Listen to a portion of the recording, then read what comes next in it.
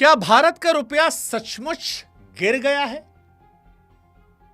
क्या यह भारत की साख को भी गिरा रहा है? बीते सालों में लोग कहते थे कि भैया डॉलर बढ़ा है इसलिए रुपया कमजोर होता है, लेकिन क्या अब यह मानना सही है कि सिर्फ डॉलर नहीं बढ़ा है? इस बार कहानी जो है वो उल्टी है। इस बार कहानी है कि रुपया गिर गया है, क्योंकि इस बार जो हुआ वो पहले नहीं हुआ।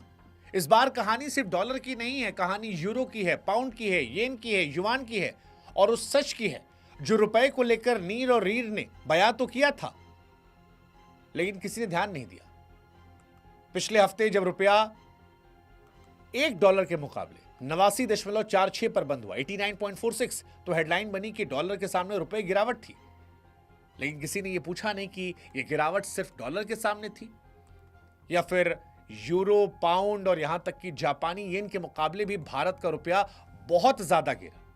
इतना गिरा कि वाकई में गिरा हुआ लग रहा है। सवाल यह है कि एक साल में डॉलर के सामने हम इतना क्यों गिर गए?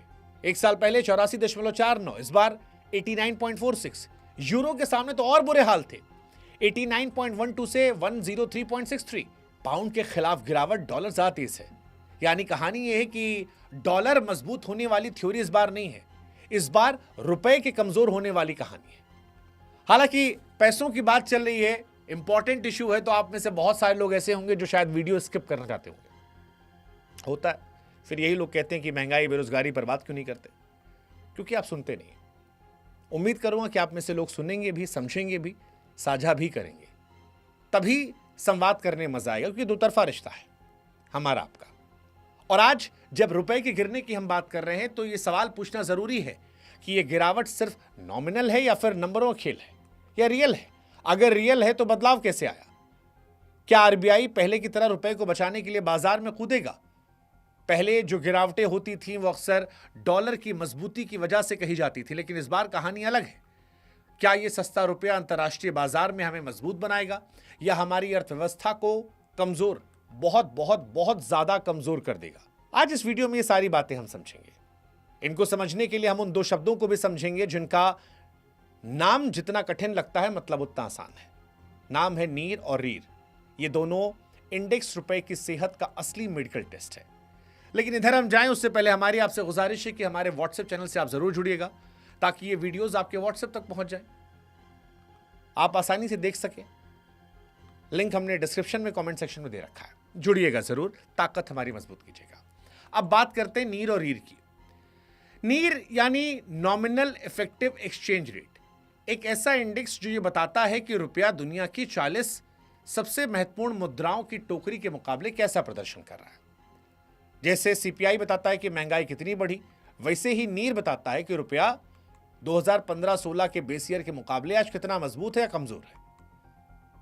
अब अगर मान लीजिए नीर 90 है तो इसका मतलब है रुपया उस बेस ईयर यानी जब 100 था उसकी तुलना में 10 कमजोर हो गया है।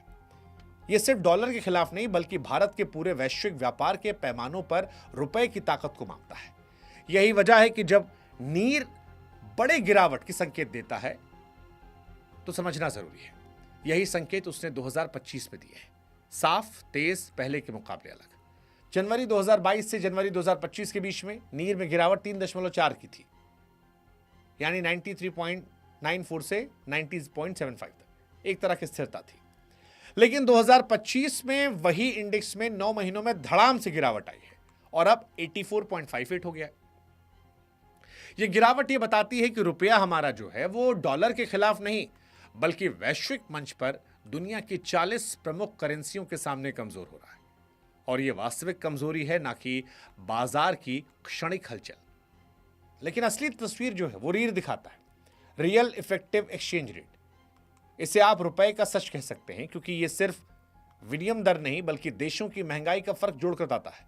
अगर भारत में महंगाई बाकी देशों से ज्यादा है तो चाहे रुपया थोड़ा मजबूत दिखे, असल में भारतीय सामान महंगा होने के चलते रियल वैल्यू रुपए की गिर जाएगी। अगर भारत में महंगाई ज्यादा कम और रुपया थोड़ा गिर भी जाए तब भी रियल में रुपए की स्थिति कुछ और होती है। यही वजह है कि रीर जो है वो असली खेल बताता है कि भारत के उत्पाद दुनिया में कितने सस्ते या महंगे होंगे। रीर ने पिछले 2 साल में एक ऐतिहासिक मोड़ दिखाया था।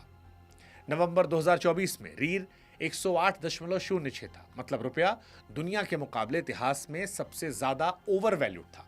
भारतीय उत्पाद महंगे नजर आ रहे थे और यह भारत के निर्यात को दबा रहा था। लेकिन 11 महीने में सिर्फ इसमें 9.8% की गिरावट आई है और ये 97.47 पहुंच गया, 100 के नीचे। यानी अब रुपए की कीमत इतिहास में पहली बार अंडर वैल्यूड जोन में पहुंच गई है। यह बदलाव अचानक नहीं आया, इसके पीछे दो वजह थी। पहली वजह, रुपया लगभग हर प्रमुख मुद्रा के मुकाबले कमजोर हुआ है, जिसमें हमने आपको पहले बताया डॉलर, यूरो, पाउंड, येन, यहां तक कि चीनी युआन, वो भी रुपए के मुकाबले महंगा हुआ। यह संकेत है कि समस्या सिर्फ डॉलर स्ट्रांग होने की नहीं है, बल्कि भारत के घरेलू वैश्विक आर्थिक वातावरण की सम्मिलित प्रक्रिया है। दूसरी वजह और महत्वपूर्ण है, भारत की महंगाई इतिहास में सबसे निचले स्तर पर आ गई है। अक्टूबर 2025 में सीपीआई इन्फ्लेशन सिर्फ 0.25 थी, जबकि अमेरिका और जापान दोनों पर 3, यूके पर 3.6, यूरोप पर 2.1, ब्राजील पर 4.7, इंडोनेशिया पर 2.9। यानी जब बाकी दुनिया महंगी हो रही थी और भारत स्थिर और साथ ही रुपया गिर रहा हो, तो रीढ़ तेजी से नीचे आता है, जिससे रुपए की रियल वैल्यू कम होती है। यही कारण है कि आज रीढ़ 100 से नीचे है और रुपए को अंडर वैल्यूड दिखा रहा है। अब सवाल यह बनता है कि भारत के लिए अच्छा है या बुरा। तो देखिए, निर्यातकों के लिए अच्छी स्थिति है, क्योंकि भारतीय सामान दुनिया में पहले से सस्ता दिख रहा है। लेकिन क्या यह संकेत कंपटीशन बढ़ने का है या संकेत घरेलू मांग के कमजोर होने का है? क्या यह रणनीति है या फिर अनियंत्रित अवस्था? और यहीं पर आरबीआई का रोल भी आता है। आरबीआई क्या करेगा? पहले आरबीआई रुपए को एक खास दायरे 82 से 83 पर पकड़े रहता था, हस्तक्षेप करता था, डॉलर बेचता खरीदता था। लेकिन अब तस्वीर बदल गई है। 26 नवंबर 2025 को आईएमएफ ने भारत को क्रॉल लाइक अरेंजमेंट में डाल दिया। रेंगते रहो। यानी आरबीआई ना तो रुपए को खुला छोड़ रहा है, ना सख्ती से पकड़े हुए है, रेंगने दे रहा है। इस तरह धीरे धीरे गिरने दो, लेकिन संभाल कर वाली नीति समझा जा सकता है। नए गवर्नर ने भी स्पष्ट किया कि आरबीआई अब ज्यादा दखल नहीं देगा। इसके दो कारण हैं। पहला, महंगाई काबू में है तो रुपया मजबूत रखने की मजबूरी नहीं। दूसरा, दुनिया में डोनाल्ड ट्रंप की टैरिफ की नीतियां और चीन का डंपिंग बढ़ने से भारत को अपनी प्रतिस्पर्धा बनाए रखने के लिए सस्ता रुपया एक रणनीति हथियार की तरह इस्तेमाल करना पड़ रहा है। अब सवाल यह है कि आगे आने वाले महीनों में रुपया और गिरेगा? तो जवाब लगभग हाँ है, क्योंकि जब महंगाई नीचे और आरबीआई का दखल सीमित हो तो रुपया धीरे धीरे अंडर वैल्यूड होता है। रीढ़ भी आगे गिर सकता है, लेकिन इसका फायदा नुकसान दोनों है। फायदा यह है कि भारत की निर्यात क्षमता बढ़ सकती है, भारत दुनिया में सस्ता नजर आएगा, ग्लोबल कंपटीशन मजबूत होगा। नुकसान यह है कि विदेशी निवेशक रुपए की अस्थिरता से घबरा सकते हैं, लगातार रुपया आयात की लागत बढ़ा सकता है और गिरावट ज्यादा तेज हो जाए तो आर्थिक दबाव भी बन सकता है।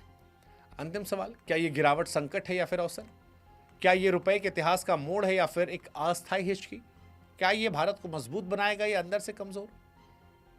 देखिए, 89.46 या 89.9, क्योंकि हर रोज बदल रही है, एक नंबर नहीं है, एक नई नीति का अध्याय है। ये वो पल है जब भारत ने तय किया कि हम महंगा रुपया रखकर एक्सपोर्ट मारने की बजाय सस्ता रुपया रखकर दुनिया में कॉम्पिटिटिव बनेंगे। लेकिन हर सिक्के के दो पहलू होते हैं।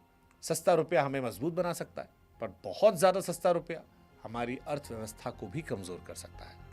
अभी तो शुरुआत है, फिर 90, 95, 100, पता नहीं कहां तक जाएगा। अगले कुछ महीने बताएंगे कि ये सस्ता रुपया हमारा दोस्त बनेगा या दुश्मन। हम इतना कह सकते हैं कि फिलहाल आप ये समझ लीजिए कि इस बार रुपया अपने आप नहीं गिरा, इस बार रुपए को छोड़ दिया गया, बहुत सोच समझकर। अब बाकी आगे देखते हैं होता है क्या।